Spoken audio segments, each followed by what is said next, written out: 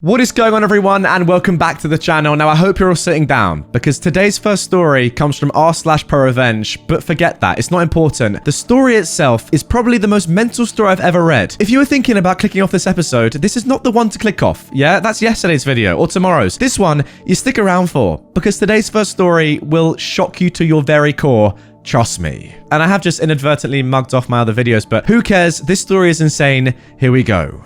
A dangerous game.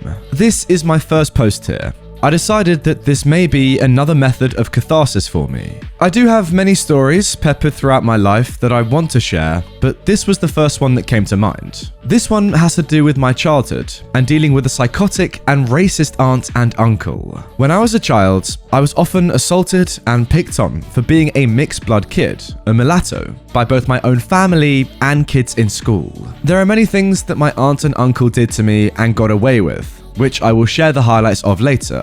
This story, however, is not one of those. My uncle was the alpha tormentor between the two.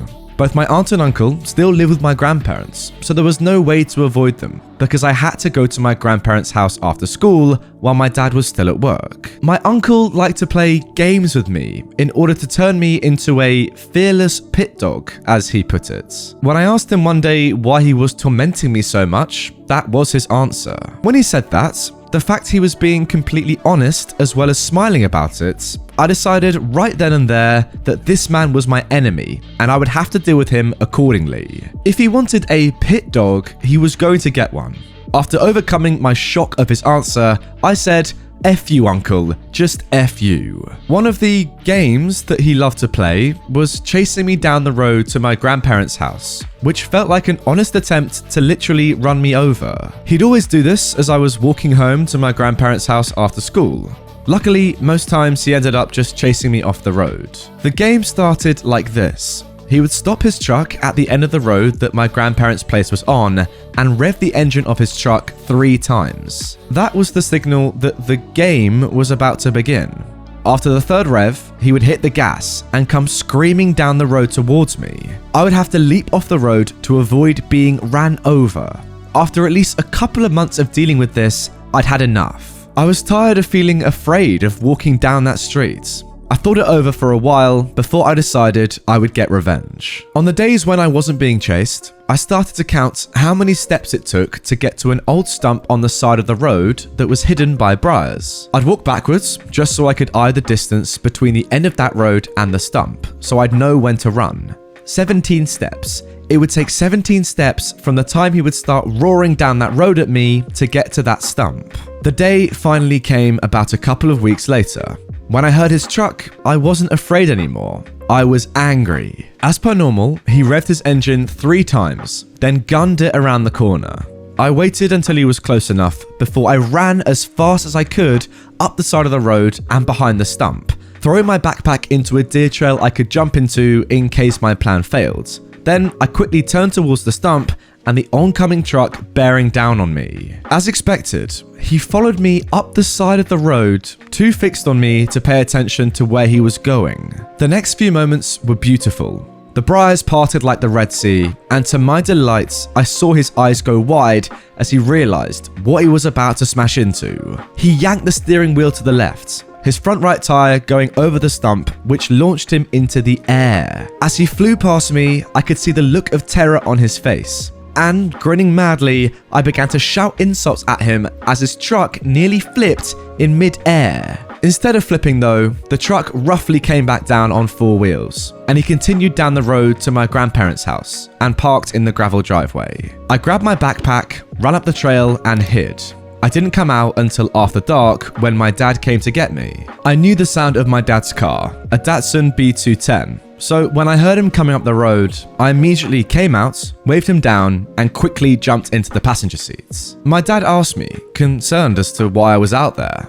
At first, I just kept telling him over and over that we needed to go straight home and under no circumstances go to my grandparents' house. When my dad kept asking why, I finally told him what had happened. Without another word, he turned the car around, silently fuming, and drove us home. I don't know if my dad talked to my uncle after what happened, but what I do know is that game never happened again. That game, at least. You know, when I think of playing games with my family, I tend to think of, Monopoly, I don't know, maybe Cluedo, not trying to run over your nephew with a truck. That doesn't really spring to mind. Genuinely, like, I don't understand it. I'm just completely lost for words. What was the intention? What's the joy out of doing that for your uncle? What if something goes wrong and you legitimately run over your nephew and kill him? That's you done for life and your nephew is dead. So many questions, so little answers. Genuinely though, like, that story just completely speaks for itself. There's nothing more I even need to say. Let's carry on with the video. Now moving on to our second story of revenge. Bully me into selling you my car? You annoyed the wrong mama bear. So, about 8 years ago, I was selling a used car. The engine light was on, the AC needed recharging, and the fuel pump or something was out. So, I go to my local trusted sales site. Ad goes up with a few pictures and the words, "I work weird hours, so I may not be able to accept a phone call. Please, only text me. Yay to working swings and midnights," right? It was actually college classes, but hey, same thing for me. So, a few days in, I get a pretty standard text. "Hi, I'm Matt. Is your car still for sale?" Now, Matt isn't his real name, but you get the idea. So I text back that it is. A few standard texts about price, why the engine light is on, who did you get the quote from, I listed an approximate price on the repairs as quoted from my trusted mechanic, and whatnot, go back and forth. The next day, I get a text from him saying, "Are you gonna take all your rubbish out the car before you sell it to me, or is that my job? Unwarranted hostility. Really? What the heck, man?" Now, he's not the only interested party, so I text them back, "I'm not selling the car to you, so don't worry about it." I never said I'd sell it to him. He never asked if he was the only interested party, and others were arranging test drives already. I didn't need him and his less than full price, partial commitments. And the stuff he was complaining about is 3 textbooks and a bag I keep clothes in. 4 things. This guy didn't like to take no for an answer, and starts calling and texting about how my car's paint is peeling. Yeah, true, but the pics and description said so. And how dare I ask so much? $1,000 for a POS car. I started replying for a time, telling him he wasn't going to get the car, that I had other interested buyers, so he didn't need to worry about it, etc. Then things got personal. This site gave you the option to link to Facebook, so you could post at both places at the same time. So I had. I didn't have my privacy settings turned down, as it was still early into Facebook's absolute reign, and I actually trusted them at the time. Silly me, I know. Look, I hadn't anticipated that he'd be able to find my info through the website's post and find my name, my location, pictures of my kid, my mother-in-law's obits, etc. Surprise me, he did. He starts texting me about how I should be ashamed of myself for saying no to him, a muscular dude, and me being a quite round female, okay. Thing is, he'd actually included a picture in one text, and he wasn't the muscular built man he claimed to be. He looked like a beanpole with 2 ab muscles, so what the F, dude? He asked me if I even knew everything about cars, or if I made the post while on my period, so I didn't know what I was talking about. He texted that I should be lucky I was already married, or else he would come to my house and show me how a real man handles a little female dog. Now, he got close, but didn't have an address, and the way my address pulls up on GPS, he'd never find my apartments, thankfully. Small side info. Since I was in college at the time and needed a more flexible schedule, I worked as a school crossing guard. Every 2 weeks or so, we'd go in to sign our time cards in order to get paid. This crossing guard gig was a hire through my local PD. Now, not all crossing guard gigs are the same, but this one was. During one of these visits into the office, I was using my phone while I was waiting for my boss to get to me, my name being low on the alphabet. I hadn't yet blocked the dude, as it hadn't been long since this started, and I was hoping it would fizzle on its own. I didn't check my phone in class, choosing to turn it off to avoid ADHDing on it the entire day, and I was often flooded with several hours of texts all at once. What I saw on my phone after I turned it on drove me over the cliff. He started texting about pictures I'd posted on Facebook about my 8 or 7-year-old son.